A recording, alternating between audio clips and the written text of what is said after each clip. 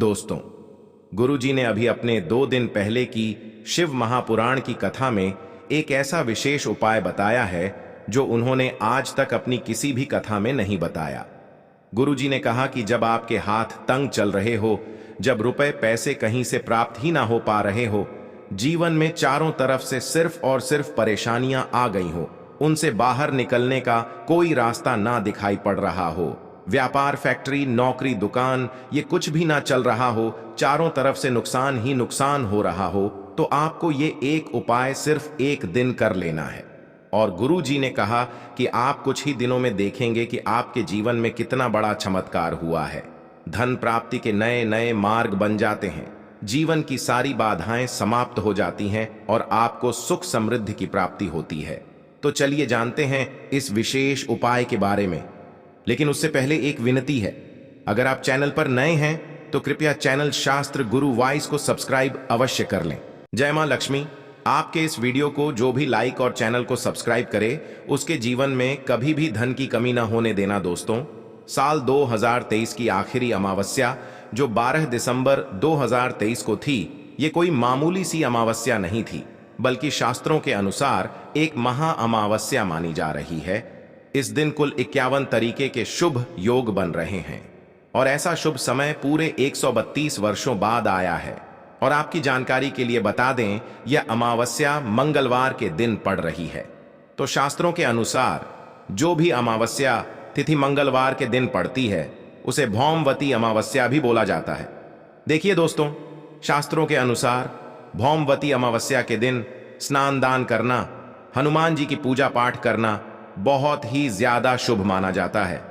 और अगर इस दिन आप चुपचाप किसी को बिना बताए वह उपाय कर लेते हैं जिसके बारे में शास्त्रों में बताया गया है और जो प्राचीन काल के समय का महा उपाय है, तो मानकर चलिए इस उपाय को करने के बाद तुरंत ही आपको माता लक्ष्मी का वह वरदान और वह आशीर्वाद मिलेगा, जिसके बाद न केवल आपके जन्म जन्मांतर की गरीबी, परेशानी, कष्ट और समस्याएं तुरंत के तुरंत खत्म हो जाएंगी, बल्कि इस छोटे से उपाय को करने के बाद आपके जीवन में धन की वर्षा होगी। आपके जीवन में धन आने के सारे रास्ते खुल जाएंगे। आपके जीवन में जो धन आएगा उसमें वृद्धि होगी माता लक्ष्मी के आशीर्वाद से। फिर आपके जीवन में आप जिस कार्य को भी शुरू करेंगे, उस कार्य में आपको सफलता प्राप्त होगी।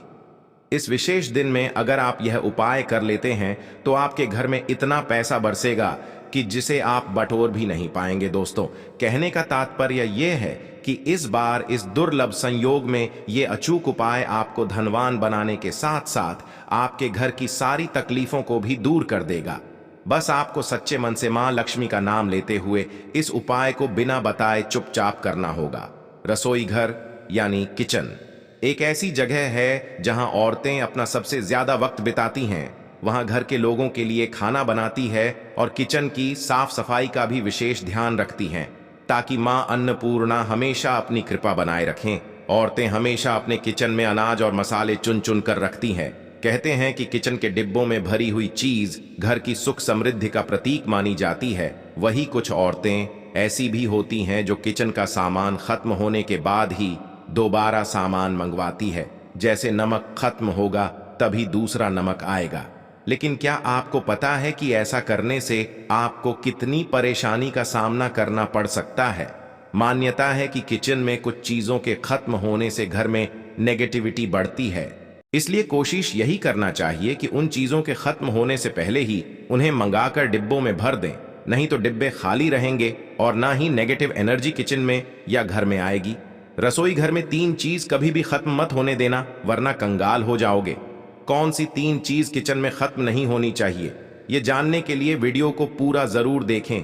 गुरुजी कहते हैं कि हमारे घर की किचन में रखी हुई कुछ चीजों के साथ हमारा भाग्य जुड़ा होता है। वास्तुशास्त्र के हिसाब से किचन में रखी कुछ खास चीजों को हमें किसी दूसरे को नहीं देना चाहिए और ना ही इन्हें कभी पूरी तरह से खत्म होने देना चाहिए, क्योंकि ऐसा करने से घर में बरकत नहीं होती और कंगाली बढ़ने लगती है। लोग इन बातों को सदियों से मानते आ रहे हैं। वास्तुशास्त्र के हिसाब से घर में किचन की अहम भूमिका होती है। औरतों का ज्यादातर समय यही तो गुजरता है। इसलिए घर के किचन में अगर किसी भी प्रकार का वास्तु दोष हुआ तो इसका नेगेटिव प्रभाव सीधा औरतों के जीवन पर पड़ता है। वास्तुशास्त्र में कुछ ऐसी चीज बताई गई है जो माता लक्ष्मी को पसंद नहीं है। इन चीजों की वजह से घर में नेगेटिविटी बढ़ती है। घर की रसोई में भी ऐसी कुछ चीजें हैं जिन्हें हमेशा ज्यादा मात्रा में लाकर रखना चाहिए, क्योंकि भूले से भी अगर ये चीजें खत्म हो जाती हैं तो नेगेटिविटी बढ़ने लगती है और माँ लक्ष्मी रूठ जाती है। सबसे पहले हम बात करते हैं हल्दी की। हल्दी सिर्फ खाने में रंगत और स्वाद ही नहीं बढ़ाती है, इसे किसी भी पूजा पाठ, शादी विवाह या शुभ कार्यों में इस्तेमाल किया जाता है। हल्दी का संबंध भगवान विष्णु और बृहस्पति ग्रह से होता है। आप अपने किचन में कभी भी हल्दी खत्म ना होने दें, वरना घर से सुख और सौभाग्य चला जाता है। इतना ही नहीं, अगर घर में हल्दी पूरी तरह से खत्म हो जाती है तो इसे गुरु दोष माना जाता है। गुरु दोष होने पर आपके पास धन की कमी होने लगती है। आपकी स्टडी, कैरियर, जॉब सभी में प्रॉब्लम बढ़ने लगती है।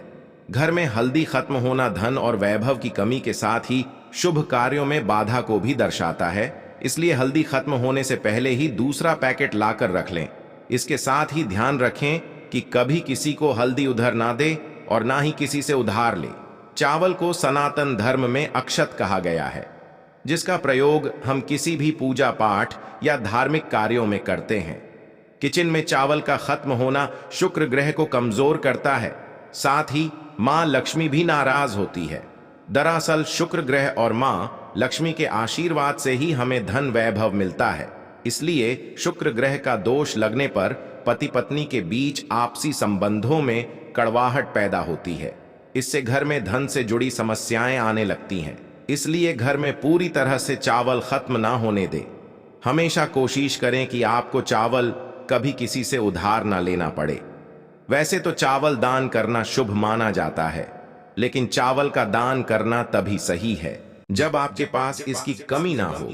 खाना बनाने के लिए ज्यादातर लोग सरसों के तेल का ही इस्तेमाल करते हैं। अक्सर लोग सरसों का तेल खत्म होने के बाद ही मार्केट से दूसरा तेल लाते हैं। ऐसा करने से बचें, क्योंकि घर में रखा सरसों का तेल शनि ग्रह से संबंधित माना जाता है। ऐसी मान्यता है कि घर के किचन में सरसों का तेल कभी खत्म नहीं होना चाहिए। ऐसा होने से आप शनिदेव के क्रोध का शिकार हो सकते हैं। आप किचन में सरसों का तेल पूरी तरह से खत्म होने से पहले ही डिब्बे में नया तेल भरने का इंतजाम करें। लेकिन ध्यान रहे, सरसों का तेल कभी भी मंगलवार और शनिवार के दिन खरीदकर घर में नहीं लाना चाहिए, और ना ही इस दिन किसी को सरसों का तेल उधार देना या लेना चाहिए। संभव हो तो आप शनिवार के दिन सरसों का तेल दान जरूर करें। ऐसा करने से शनिदेव आपके ऊपर प्रसन्न होंगे और उनकी कृपा आपके ऊपर बनी रहेगी। नमक के बिना भोजन का स्वाद गायब हो जाता है। इसी तरह अगर किचन में नमक खत्म हो जाए तो जीवन भी बेस्वाद कर सकता है। इसलिए वास्तुशास्त्र के अनुसार किचन में कभी भी नमक का डिब्बा खाली नहीं होने देना चाहिए। ऐसा माना जाता है कि नमक पूरी तरह से खत्म होने पर राहु की नजर घर पर पड़ती है। ऐसे में व्यक्ति के काम बिगड़ने लगते हैं और उन्हें फाइनेंशियल प्रॉब्लम झेलनी पड़ जाती है। ज्योतिष शास्त्र में भी नमक को राहु का प्रतीक माना गया है। ऐसे में ध्यान रखें कि किचन में नमक कभी भी पूरी तरह से खत्म ना होने दे।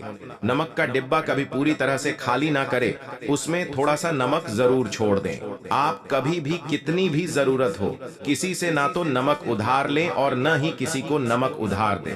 ऐसा करने से मां अन्नपूर्णा आपसे नाराज हो जाएंगी और आपके घर में कंगाली छा जाएगी। गेहूं का आटा तो हर किसी के किचन में जरूर रहता है। यहाँ की सबसे इंपॉर्टेंट चीज है, क्योंकि आटा नहीं होगा तो रोटी कैसे बनेगी और रोटी के बिना पेट कैसे भरेगा। ऐसे में आप ध्यान रखिए कि आपके किचन में आटे का डिब्बा कभी भी पूरी तरह से खाली न रहे, क्योंकि वास्तुशास्त्र में पूरी तरह से आटा खत्म होने को अशुभ माना जाता है। आटे के बर्तन को कभी जड़ना नहीं चाहिए, इससे आपको धन की हानि होती है और समाज में आपके मान सम्मान में कमी आती है।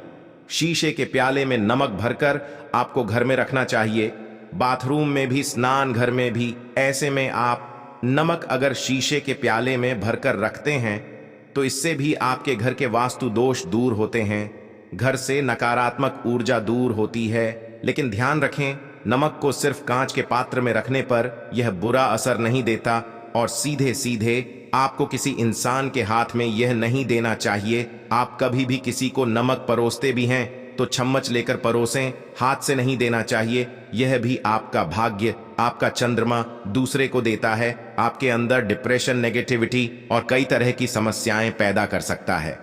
नमक का पैकेट भी किसी को नहीं देना चाहिए। यह नहीं कि नमक का पैकेट है तो चलो दे दो व्यक्ति को। कभी भी हाथ से हाथ में नमक नहीं देना चाहिए। इससे कहते हैं कि मनुष्य के संबंध भी खराब होते हैं। दोस्तों, नमक हमारे घर की सुरक्षा करता है, सिर्फ अंदर नहीं। अगर आप चाहे तो घर के मुख्य द्वार पर डेली वाला जो नमक होता है, काला नमक, वो लाल रंग के कपड़े में बांध देना चाहिए। अगर आपके घर पर बहुत सारे शनि दोष हैं, राहु केतु के दोष हैं और आपको लगता है कि घर पर किसी ने कुछ किया धरा है, किसी ने बांध दिया है, नकारात्मक शक्तियां घर पर ज्यादा हैं, कहीं कहीं पर इसे भूत प्रेत की बाधा भी कहते हैं, बुरी शक्तियां होती हैं, वह प्रवेश कर जाती है। ऐसे में आपको घर के मुख्य द्वार पर काला नमक बांधना चाहिए। लाल कपड़े में बांधकर घर के मुख्य द्वार से इसे लटका कर रखें। आप देखेंगे किसी भी प्रकार की बुरी शक्तियां, नकारात्मक शक्तियां हैं। कोई अगर आपके आमने सामने ऐसा घर है जो आपको लगता है आपके घर पर नजर डालते रहते हैं, तो वह नकारात्मक शक्तियां आपके घर पर प्रवेश नहीं कर पाएंगे। डेली वाला काला नमक धन के लिए भी बहुत अच्छा होता है। दुकान के मेन गेट पर भी आप इसे टांग सकते हैं। आप तिजोरी के ऊपर भी इसे लटका सकते हैं। इससे भी दिन दोगुनी रात चौगुनी उन्नति होने लगती है। दोस्तों, नमक को जब आप रखते हैं तो उसमें 4-5 लौंग भी डाल दें। अगर आप धन के लिए करना चाहते हैं तो धन की आवक शुरू होने लगती है। घर में पैसे की अगर बरकत नहीं होती है तो पैसे की बरकत होने लगती है। नमक खराब नहीं होता है, जल्दी सुगंध बनी रहती है और यह घर में धन का प्रभाव लेकर के आता है। दोस्तों, उम्मीद है कि आपको दी गई जानकारी समझ में आई होंगी। धन्यवाद।